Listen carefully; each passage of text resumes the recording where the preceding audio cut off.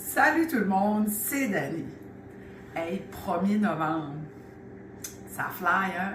Hier, c'est l'Halloween, puis là, c'est fini. On passe à d'autres choses, on dirait automatiquement. Puis ce que j'ai entendu ce matin, c'est...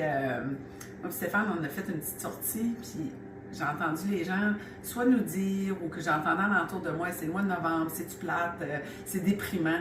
Beaucoup de comme, côté négatif. Puis là, je jase avec Stéphane, tu sais, je dis, il y a plein d'affaires là, qu'on peut faire.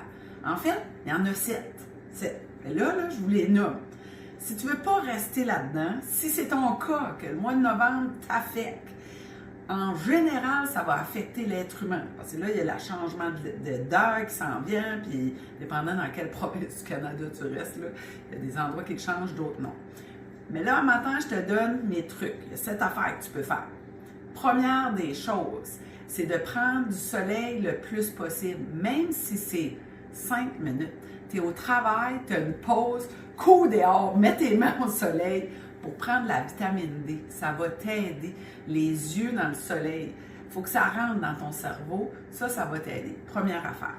L'autre chose, c'est pas possible pour toi d'aller dehors puis t'en manques encore de soleil. Il y a de la luminothérapie, il y a des lampes en luminothérapie que tu peux te procurer. Puis, il y a aussi des lunettes en luminothérapie qui vont vraiment t'aider. Ensuite, je sais que vous me voyez venir, une routine du mouvement. Puis là, c'est un petit peu plus difficile dans le mois de novembre, si tu as les pieds dans la glace, de te sortir de ça. Mais c'est extrêmement important de bouger ton corps. Une marche, de l'exercice, du yoga, des Tabata comme je te propose. Le Tabata, ce qu'il va faire, c'est donner de l'andromorphine au cerveau. Puis ça, l'andromorphine, c'est de la drogue naturelle que ton corps fait. Fait que ça, tu te sens plus de bonne humeur. Ensuite, ton alimentation. Maximiser les bons gras. Ensuite, les protéines dans ton alimentation. Là, on est rendu, il m'en reste 3. Routine du mieux-être. Ça veut dire ceci.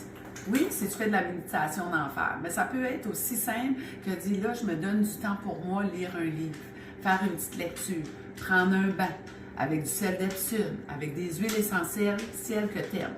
Ensuite, si tu as des chiens, moi j'ai des chiens, socialiser avec tes proches, ça c'est important. Fait aller trouver des gens qui t'aiment puis que tu aimes, puis surtout qui sont positifs. Là, c'est pas le temps d'aller trouver du monde qui sont super négatifs. C'est pas le temps. Là, ça va te rentrer dedans. Tu n'as pas de barrière pour te protéger.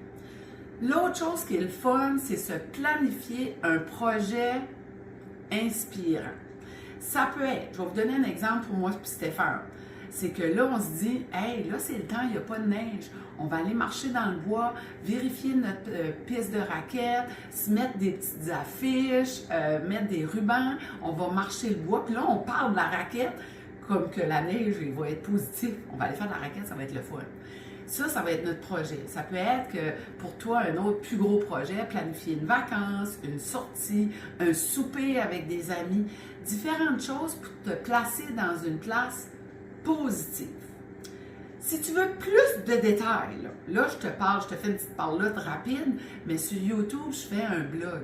Tout est bien détaillé, fait que tu peux aller là, il y a encore plus d'idées. Fait que là-dessus, je te souhaite un excellent vendredi. On partage, on aime et on commente, puis suis la règle de 7 pour aller mieux. Bye bye!